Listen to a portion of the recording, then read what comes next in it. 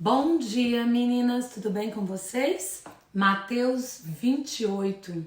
Uau! Chegamos hoje ao nosso grande finale, ao último capítulo desse livro que tem sido tão abençoador. Para mim tem sido muito abençoador estudar Mateus, cada dia um capítulo, cada dia uma verdade, cada dia uma coisa nova. Eu espero que para vocês também tenha sido assim, revelador, transformador, né? Cada dia uma descoberta. E hoje, né, como nós terminamos ontem ali com Jesus ali no sepulcro, todo selado, vigiado por muitos guardas, porque não eram nem um, nem dois, nem três, era uma junta, um grupamento de soldados, especificamente ali preparados para, né, alguma eventualidade, porque eles temiam, lembra que os sacerdotes temiam que o corpo fosse roubado, que o corpo desaparecesse. Na verdade, eles temiam que Jesus ressuscitasse, então eles queriam ter certeza que nada ia atrapalhar os planos deles, porque eles já estavam com todo o esquema montado na cabecinha deles, o que eles iam fazer caso Jesus ressuscitasse.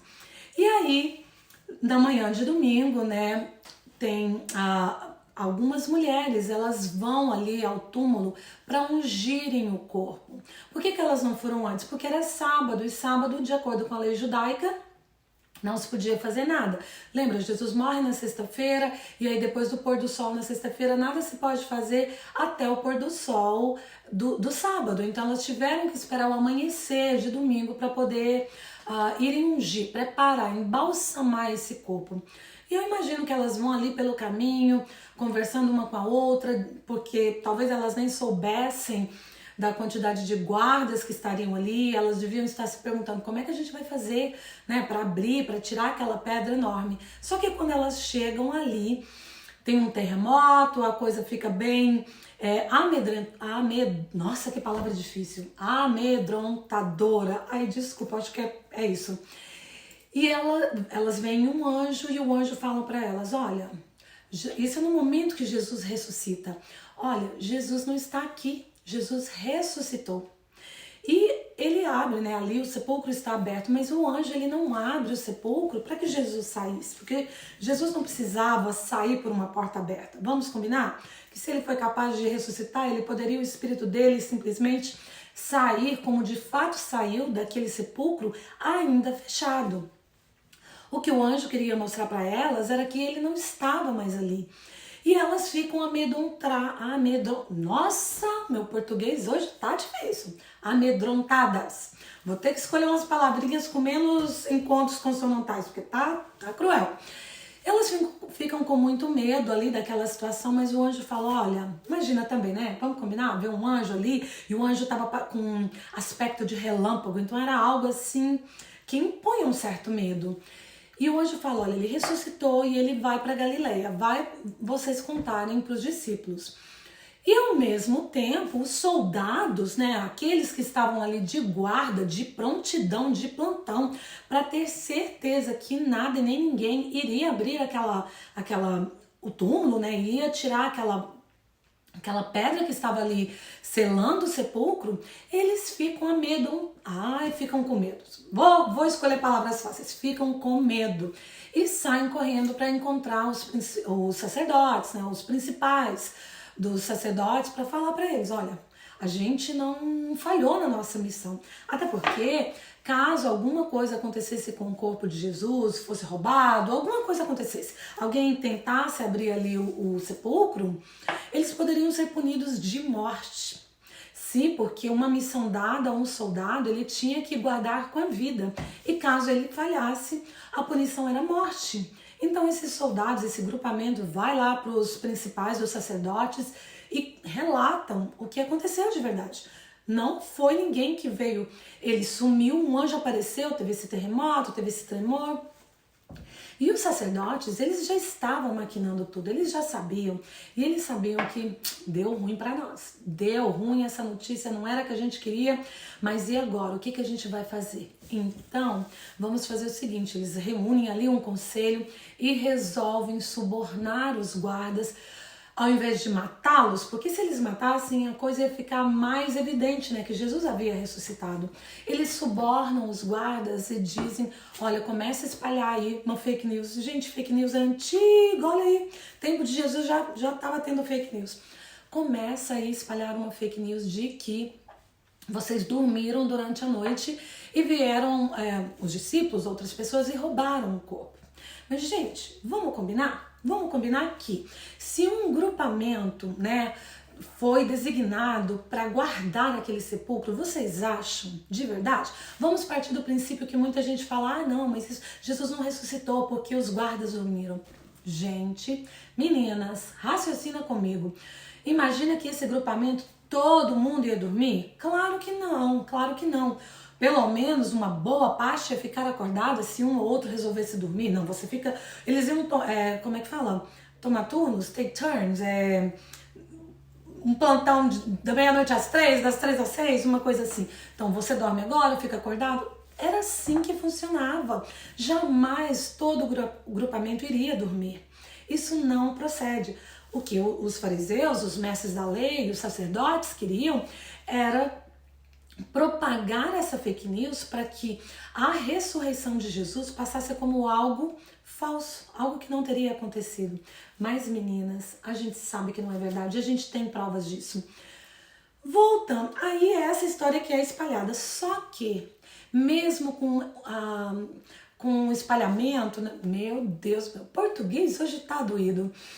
Eu acho que eu tô precisando tomar um golinho de água, porque tá difícil aqui, viu? Mesmo com essa notícia falsa sendo disseminada, ainda assim, o impacto da ressurreição de Jesus foi tão grande ali na Jerusalém, na Judéia, na Samaria, em todo Israel. E a coisa começa a se propagar. E a gente vai ver como é que toda essa notícia começa a se propagar. Quando as mulheres, e uma coisa que eu quero chamar a sua atenção agora, você já parou para pensar por que Jesus aparece primeiro para mulheres? Porque quando elas saem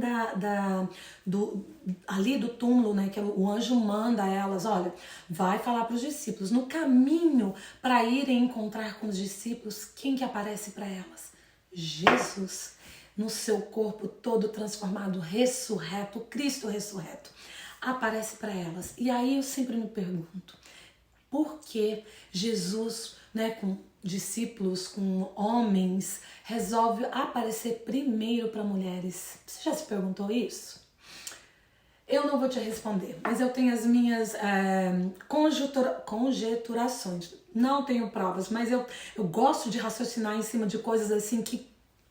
Por quê? Sempre eu gosto de fazer essas perguntas. Então, faça essa pergunta aí, faça essa pergunta. Quem sabe um dia a gente volta num outro evangelho e vamos falar sobre o motivo pelo qual Jesus aparece às mulheres. Mas aí, elas encontram com Jesus e elas fazem algo muito lindo, já de imediato. Elas se derramam aos pés dele e o adoram. Elas reconhecem imediatamente e adoram, entregam toda a adoração, se jogam a ele. Porque ali era algo que jamais tinha sido visto, jamais tinha sido visto. Elas vão até os discípulos e falam, ó, Jesus ressuscitou e mandou vocês irem para Galileia. Vocês lembram que a região da Galileia foi onde Jesus começou e teve grande parte do seu ministério ali, feito nessa região? Vamos acelerar aqui o caso, os discípulos vão, né, encontram com Jesus em um monte, a gente não sabe o monte, e Jesus passa com esses discípulos 40 dias. Aí Mateus não fala que é 40 dias, mas lá no livro de Atos, se eu não me engano é o capítulo 1, versículo 3, vai falar que Jesus passou com eles 40 dias. Então, durante esses 40 dias, a princípio alguns duvidaram, a gente também não vai entrar muito nessa questão hoje, alguns duvidaram, não creram. Jesus vai mostrar para eles a cicatriz, porque o corpo de Jesus ressuscita num corpo glorioso, mas ele manteve o corpo dele, com cicatrizes e tudo. Então ele passa 40 dias ali com os discípulos, falando, né, sobre o reino dos céus, falando do reino vindouro, e ele dá para os discípulos algo que a gente chama de a grande comissão, que é o nosso id. ide por todo o mundo e fazei discípulos. Então eu e você hoje também, né, temos essa autoridade de sairmos pregando o evangelho, porque nós somos os discípulos dos discípulos dos discípulos. De pregar, de disseminar essa verdade que é a ressurreição de Cristo. E Jesus ele fala ali para os discípulos também que toda autoridade me foi dada, né? Jesus dizendo, toda autoridade me foi dada nos céus e na terra. Mas como assim? Jesus ele já não tinha autoridade? Claro, ele era filho de Deus, ele tinha autoridade. Jesus, enquanto ele esteve, né, durante seus 3 anos, vocês vão lembrar que vocês leram isso algumas vezes. Aqui no livro de Mateus, ele falava que ele era o filho de Deus e ele se referia a ele mesmo como filho do homem. Então, como filho de Deus, ele era também o próprio Deus, né? Deus Pai, Deus Filho, mas ele veio como homem, ele teve que vir como homem, ele nasceu, ele foi gerado pelo Espírito Santo, mas ele foi gerado no ventre de Maria e ele foi criado, educado por Maria e por seu marido José. Então ele era filho do homem também, porque ele era carnal. Só que quando Jesus morre e ressuscita, aí antes ele tinha autoridade como filho de Deus, né, como Deus, mas aqui quando ele ressuscita como filho do homem, ele traz essa autoridade de volta, porque lá em Gênesis, eu sei que algumas de vocês ainda não leram, se puderem, vamos ler Gênesis que é muito bom. Lá em Gênesis, com a criação, né, do homem, Deus dá autoridade para Adão, mas quando Adão peca, quando o pecado entra no mundo, essa autoridade ela é revogada. Romanos diz que o salário do pecado é a morte.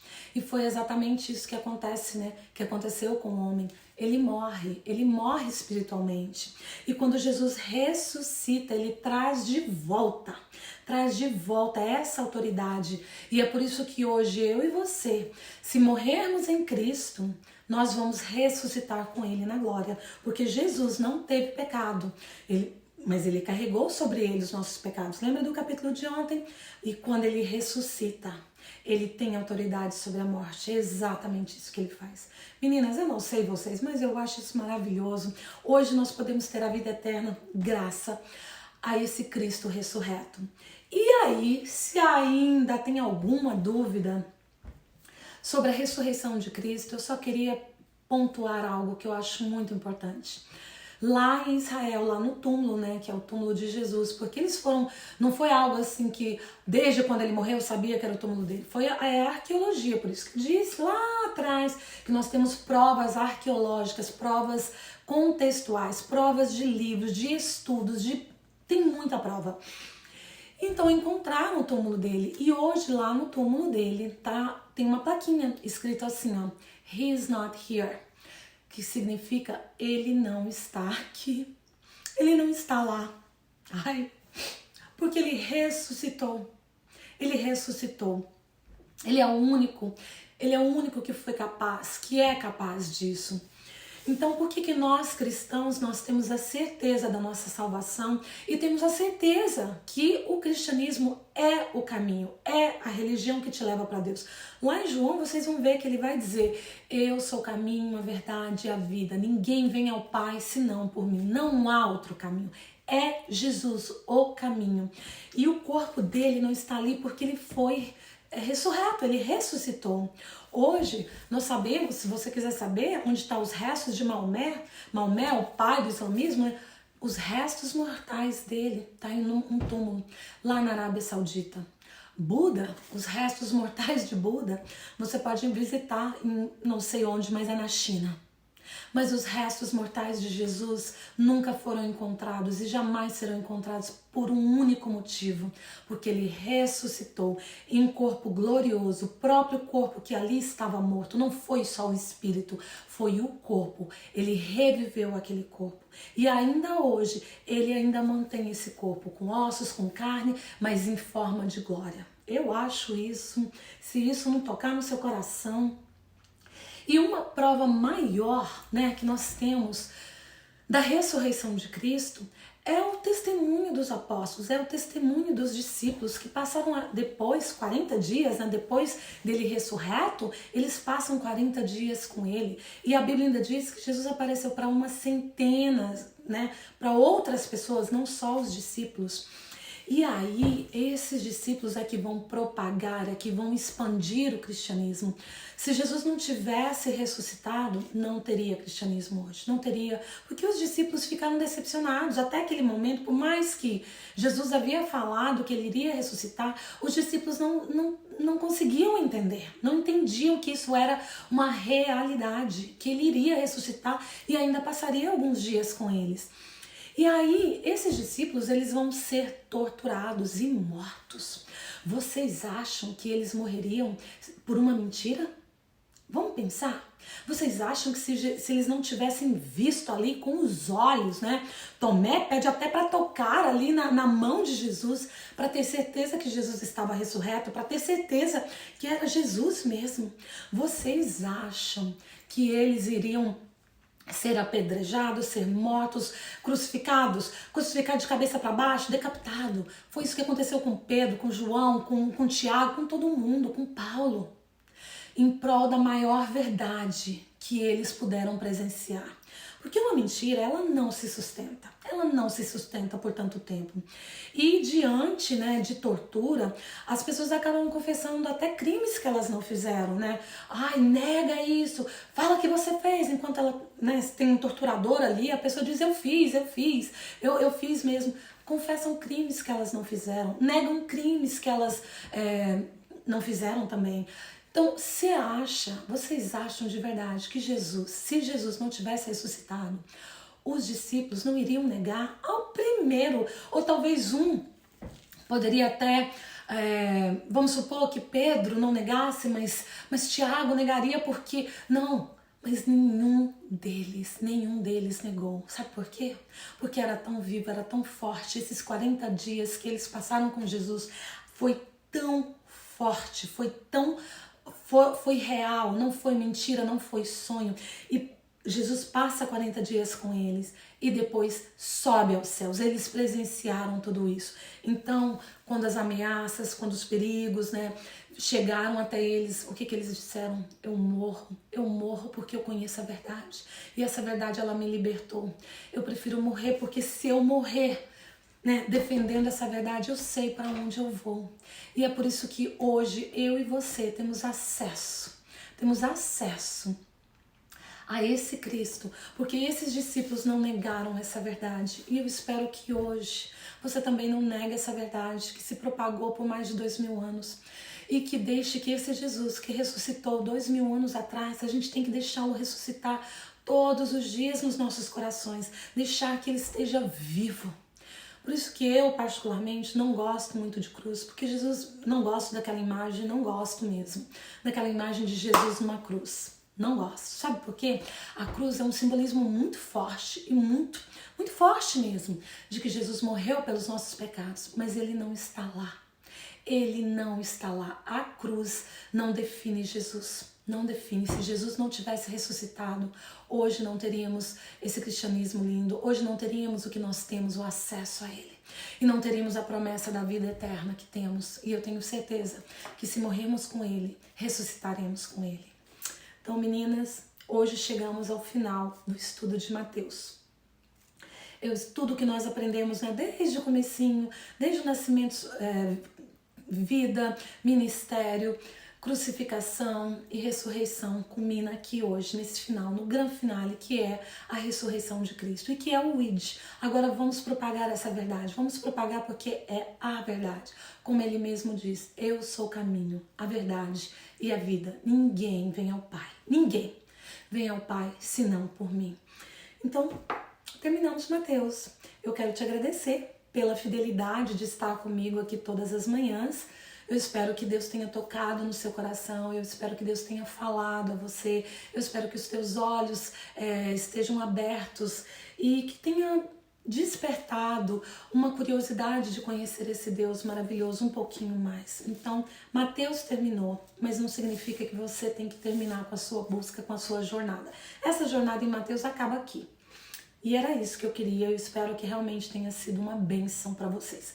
Para mim foi. Eu fui muito abençoada, cresci muito nesses 28 dias. Mas não quero parar aqui.